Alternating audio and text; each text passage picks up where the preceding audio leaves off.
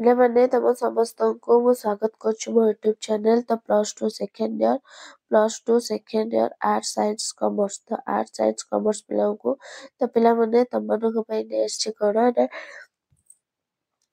ତମମାନଙ୍କ ପାଇଁ ନେଇ ଆସିଛି ଗୋଟେ କଣ ନା ପତ୍ର। ତ ପତ୍ର ନେଇ ଆସିଛି କଣ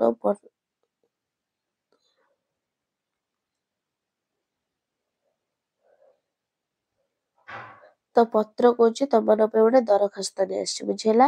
ତ ଦରଖାସ୍ତ ନେଇ ଆସିଛି। ତ ଦରଖାସ୍ତ ବହୁତ ଏଇଟା ବେସିକାଲି ହଉଛି ପୁଅ ମାନଙ୍କ କ୍ଷେତ୍ରରେ ବହୁତ ଗୁରୁତ୍ୱପୂର୍ଣ୍ଣ। କାହିଁ ଗୁରୁତ୍ୱପୂର୍ଣ୍ଣ ତମେ କୋଶ୍ଚିନ୍ ଦେଖିଲେ ଆମେ ଜାଣିପାରିବା, ବୁଝିହେଲା। ବହୁତ ଗୁରୁତ୍ୱପୂର୍ଣ୍ଣ। ତ ଏଇ ଦରଖାସ୍ତଟା ତମ ଭବିଷ୍ୟତରେ 100% କଣ ମୁଁ 1000% କହିବି ତମମାନଙ୍କର କଣ ନା ଏଇଟା ଆବଶ୍ୟକ।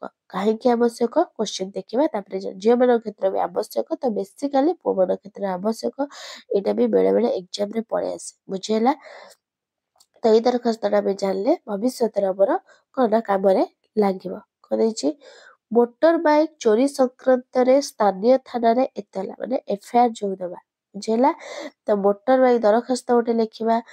ତମ ବାଇକ୍ ଚୋରି ହେଇଯାଇଛି, ତମେ ଯାଇ ଥାନାରେ FIR ଦବ। କଣ ସେ FIR ରେ କଣ ଲେଖିବ? ତ ଯଦି ଆମେ ଜାଣିଥିବା ତ ଲେଖିବା, ନ ଜାଣିଥିଲେ ସେଠୁ ଆସିବା, ମାନେ କଣ ତମ ବାଇକ୍ ବି ଆଉ ମିଳିବ ନାହିଁ। ତ ଆଜି ଏ ଦରଖାସ୍ତଟାକୁ ଭଲ କି ପଢିବା। ପ୍ରାପକ କଣ ଦେଇଛି, ସମ୍ମାନନୀୟ ଥାନା ଅଧିକାରୀ ଚାଉଳିଆଗଞ୍ଜ କଟକ। ଥାନା ଅଧିକାର କୋଉ ଜାଗା ନା ଚାଉଳିଆଗଞ୍ଜ କଟକ। ବିଷୟ ବେସିକାଲି ବହୁତ ଗୁରୁତ୍ୱପୂର୍ଣ୍ଣ। ବିଷୟ କଣ ନା ଚୋରି ଯାଇଥିବା ହିରୋ ହୋଣ୍ଡା ମୋଟର ବାଇକ୍ ସମ୍ବନ୍ଧରେ ତଦନ୍ତ ପାଇଁ ଅନୁରୋଧ। ତମର ଯୋଉ ବାଇକ୍ ତମେ ସେଇ ବାଇକ୍ ଲେଖିବ। ତାପରେ ମହାଶୟ କଣ ଦେଇଛି, ମୁଁ ନାମ ମାଝି, ତମ ନାଁ ଲେଖିବ। ତମେ ସେଇଆ ତମ ପିତାଙ୍କ ନାମ, ତାପରେ ତମ ଗ୍ରାମ, ତମ ପୋଷ୍ଟ ଅଞ୍ଚଳର ବାସିନ୍ଦା ଅଟେ। ଆଜି ସକାଳ କଣ ଲେଖିବ, ତାପରେ ଆଜି ସକାଳ 9 ଘଟିକା ସମୟରେ ପରିବା କିଣିବା ପାଇଁ ଚାଉଳିଆଗଞ୍ଜ ବଜାରକୁ ଯାଇଥିଲେ। କଣ ନା ସକାଳୁ 9 ଘଟିକା ସମୟ ତମେ ଯେତେଟା ଯାଇଥିବ କେବଳ ପରିବା କିଣ। ତମେ ଯୋଉଠି ଆଜି ମୁଁ ବଜାରକୁ ଯାଇଥିଲି, ଏଇ ବଜାରକୁ ଯାଇଥିଲି, ଏଇଆ ହେଲା ଏମିତି ଲେଖିବ।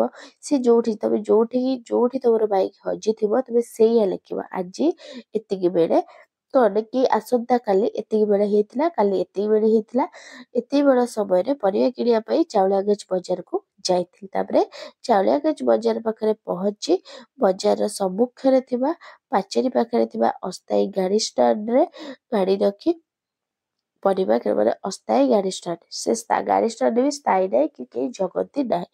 ଅସ୍ଥାୟୀ ଗାଡି ଷ୍ଟାଣ୍ଡରେ କଣ ନା ଗାଡି ରଖି ପରିବା କିଣିବାକୁ ଗଲେ। ସେତେବେଳେ ସେଠାରେ 2 ଜଣ ଯୁବକ ଠିଆ ହୋଇ କଥାବାର୍ତ୍ତା ହେଉଥିଲେ, ବୁଝିଲା। ତମେ ଯାହା ତମ ପ୍ରତ୍ୟକ୍ଷରେ ଦେଖିବ, ଗାଡି ତମେ ଥୋଇବ, ଯାହା ତମେ ଦେଖିବ, ଯାହା ତମକୁ ଠିକ ଲାଗୁଥିବ ଏଇଆ ହେଇଛି, ତମେ ସେଇଆ FIR ରେ ଲେଖିବ। ସେତେବେଳେ ସେଠାରେ 2 ଜଣ ଯୁବକ ଠିଆ ହୋଇ କଥାବାର୍ତ୍ତା ହେଉଥିଲେ। ପରିବା ପତ୍ର କ୍ରୟ କରି ମୁଁ ଗାଡି ଷ୍ଟାଣ୍ଡ ପାଖକୁ ଯାଇ ଦେଖେ ତ ମୋ ଗାଡିଟି ସେଠାରେ ନାହିଁ।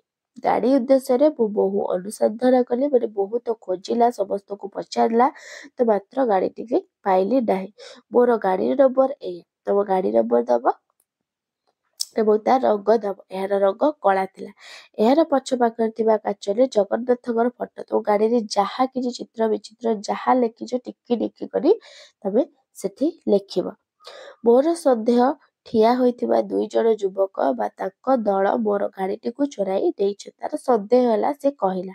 ସୂଚନା ଯୋଗ୍ୟ ଯେ ତମେ ଯାହାକୁ ସନ୍ଦେହ କରିବ ଆରାମସେ ତା ନାଁ ଲେଖିପାରିବ। ସୂଚନା ଯୋଗ୍ୟ ଯେ 2 ଜଣ ଯୁବକଙ୍କୁ ଉଚ୍ଚତା ପ୍ରାୟ 5 ଫୁଟ। ଯୁବକର ବି ସେ ଲକ୍ଷ୍ୟ କରିଥିଲା। ଯୁବକଙ୍କର ଉଚ୍ଚତା ବି କହିଲା 5 ଫୁଟ 4 ଇଞ୍ଚ। ସେମାନଙ୍କ ମଧ୍ୟରୁ ଜଣେ ଗୋଲାପୀ ରଙ୍ଗର ସାର୍ଟ ପିନ୍ଧିଥିବା ବେଳେ ଅନ୍ୟ ଜଣେ କଳା ରଙ୍ଗର ସାର୍ଟ ପିନ୍ଧିଥିଲେ। ଏଣୁ ପ୍ରାର୍ଥନା କରେ କି ମୋର ଏହି ଆବେଦନ ପତ୍ରକୁ କଣ FIR ରୂପେ ଗ୍ରହଣ କରି ଅନୁସନ୍ଧାନ ପରେ ମୋ ଗାଡିଟି ଉଦ୍ଧାର କରି ମୋତେ ହସ୍ତାନ୍ତର କରିପାରିଲେ ମୁଁ ଉପକୃତ ହେବି, ସଙ୍ଗେ କୃତଜ୍ଞ ରହିବି, ବୁଝିଲା। ମାନେ ତମେ ଯାହା ବି ଦେଖିବ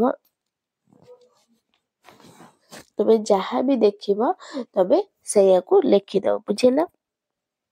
ତ ତମେ ଭାବୁଥିବ ଯାହାକୁ ସନ୍ଦେହ କରି ତାକୁ ପୋଲିସ ଆସି ନବ ନା, ନବନି। ପଚାର, ଯଦି ସେ ଠିକ ଥିବ କେବେ ବି ତାକୁ କଣ ନା ପୋଲିସ ଧରିବନି। ଯଦି ସେ ଭୁଲ ଥିବ ନିଶ୍ଚିତ ଯୋଉ ବାଟେ ହେଲେ ଧରା ପଡିବ। ତ ଏଫଆଇଆର ଟା ଏମିତି ଲେଖାଯାଏ, ବୁଝିହେଲା? ଯୋଉମାନେ ବୁଝି ନ ପାରୁଛ ମତେ କମେଣ୍ଟ କର। ଏଫଆଇଆର ଟା ଏମିତି ଲେଖାଯାଏ, ବହୁତ ଗୁରୁତ୍ୱପୂର୍ଣ୍ଣ। ଏଇଟା ଭବିଷ୍ୟତରେ 100% କହୁଛି, ଏଇଟା କି ତମର କାମରେ ଆସିବ।